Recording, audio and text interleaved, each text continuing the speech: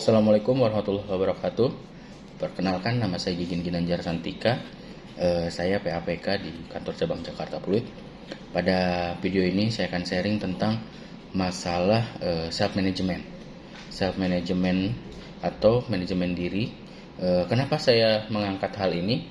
Itu karena mungkin dari diri kita sering mengalami pekerjaan kredit kok, kerjaan menumpuk ini dan lain sebagainya. Biasanya sebabnya itu karena apa? Karena sering kita menundanya pekerjaan, tidak fokus pada satu pekerjaan, atau tiba-tiba ada pekerjaan yang memang harus puting beliung gitu. Jadi kita nggak bisa memanage waktu kita, memanage diri kita untuk melakukan hal-hal tersebut. Nah, artikel ini saya ambil dari artikel gramedia.com. Di situ tentang self management. Apa sih self management? Self management sendiri itu adalah manajemen diri, kemampuan untuk mengendalikan diri akan suatu tindakan yang sedang dilakukan atau hendak dilakukan baik dari aspek pikiran maupun ucapan, agar dirinya terdorong menghindari hal-hal yang tidak diinginkan. Nah, kemampuan self management sangat diperlukan oleh semua individu. Tak hanya dibutuhkan di lingkungan pekerjaan atau pendidikan, tetapi self management juga diperlukan oleh seorang individu melakukan aktivitas sehari-hari, baik di keluarga dan lain sebagainya. Apabila seseorang individu tidak menerapkan self management, dirinya cenderung kebingungan karena segala aktivitas yang hendak dilakukan saat itu tidak terencana, tidak mempunyai rencana mau kayak gimana, harus gimana, mulai dari mana, dia bingung. Nah, adapun pengertian self management menurut para ahli yaitu G di bukunya tahun 1996, G mengungkapkan bahwa manajemen diri atau self management adalah keadaan di mana setelah individu menentukan tujuan hidup untuk dirinya, ia harus mengelola dan mengatur dirinya dengan baik guna membawa dirinya ke arah tujuan yang lebih baik lagi. Adapun menurut Prijo Saksono adalah self management adalah kemampuan individu untuk mengenali dan mengontrol dirinya sehingga ia mengelola orang lain atau berbagai sumber daya guna mengatur dan memberikan realitas sesuai dengan visi dan misi hidup individu tersebut. Nah, setelah kita mengetahui apa sih self management itu, ada beberapa aspek self management, yaitu terdiri dari organization. Self management memiliki keterkaitan dengan kecakapan organisasi yang baik. Dengan kata lain, seorang individu apabila memiliki self management yang baik, dirinya akan mendapat mengelola porsi waktu, energi, kesehatan mental, kesehatan fisik, dan lainnya secara baik. Apabila hal-hal itu dapat diatur oleh individu tersebut dengan baik, aktivitas yang hendak dikerjakan pun akan berjalan dengan tertata. Kemampuan memotivasi diri sendiri. Kemampuan untuk memotivasi diri sendiri atau biasa disebut sebagai self-motivation.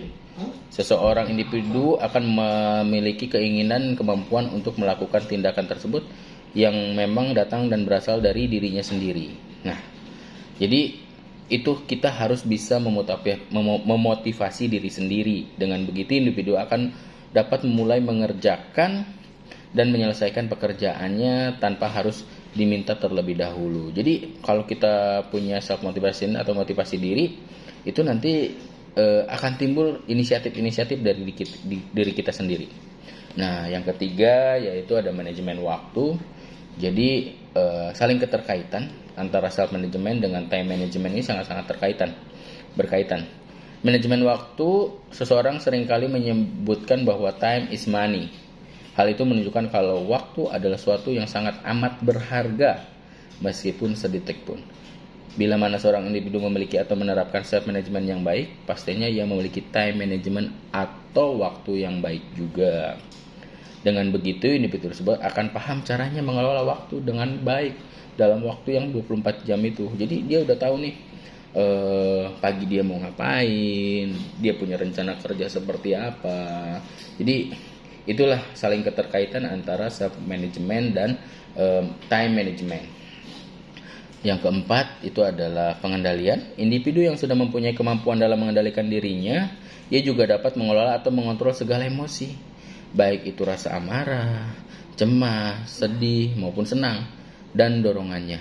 Bila mana individu memiliki kemampuan pengendalian diri, bisa dikatakan bahwa dirinya dapat mengontrol dan mengelola segala perasaan emosi serta dorongan yang menekannya dengan baik. Jadi gini, kalau orang-orang yang udah bisa mengendalikan diri, jadi karena self manajemennya bagus, jadi rasa amarah dan lain sebagainya itu dia bisa pisahkan profesionalitas dan lain sebagainya. Terus kemampuan menyesuaikan diri, individu tersebut harus mampu kalau sudah dapat mengerti terkait self management, pasti dia dapat menyesuaikan diri sendiri.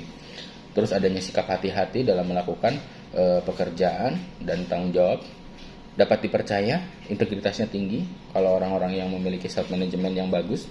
Inovasi tadi, yang bersangkutan pasti memiliki ide-ide karena memang dia sudah melakukan step by stepnya secara benar. Jadi dia akan dapat tahu mana nih yang bersangkutan kira-kira yang missnya di mana. Jadi dia bakal tahu inovasi-inovasinya itu. Healthy lifestyle. Nah, selain tadi itu juga ada healthy lifestyle-nya ya. Jadi kebiasaan sehat itu tadi, self management, manajemen diri mulai dari kita bangun tidur, bekerja sampai kita mau tidur tuh diatur. Kita punya peraturan gitu. Jadi biasanya orang-orang seperti itu akan lebih sehat ya. Terus saya juga di sini akan memberikan sedikit tips ya. Apa sih tips untuk mengelola keterampilan self management kita? Salah satunya jangan pernah menunda pekerjaan. Kalau kita menunda pekerjaan, otomatis pekerjaan yang sekarang dan besok akan semakin menumpuk lagi. Itulah yang jadi kita makin males karena pekerjaannya udah banyak, jadi makin males gitu. Itulah fungsinya. Terus membuat priority scale. Membuat priority scale tadi, mana prioritas kita hari ini, pagi ini kita mau kemana, pagi ini kita mau kemana, siang nanti mau kemana. Pekerjaan yang memang urgent, memang harus diselesaikan, itu yang kita selesaikan terlebih dahulu. Terus evaluasi diri dan hal-hal yang telah kita lakukan. Jadi selain kita kita harus mempunyai, yaitu tadi evaluasi. Apa sih yang udah kita kerjakan, apa sih yang salah, apa sih yang kurang, sehingga tadi bakal timbul yang namanya inovasi. Gimana sih caranya kita mengurangi hal-hal yang wasting time dari hasil evaluasi kita. Itu melakukan evaluasi itu melatih diri kita menemukan beberapa solusi. Nah tadi, jadi harus dengan evaluasi, dengan kita ini dapat solusi dan mungkin kita bisa bikin inovasi tadi. Itulah sedikit pembahasan tentang self management dari saya. Mungkin bisa bermanfaat, kurang lebihnya saya mohon maaf.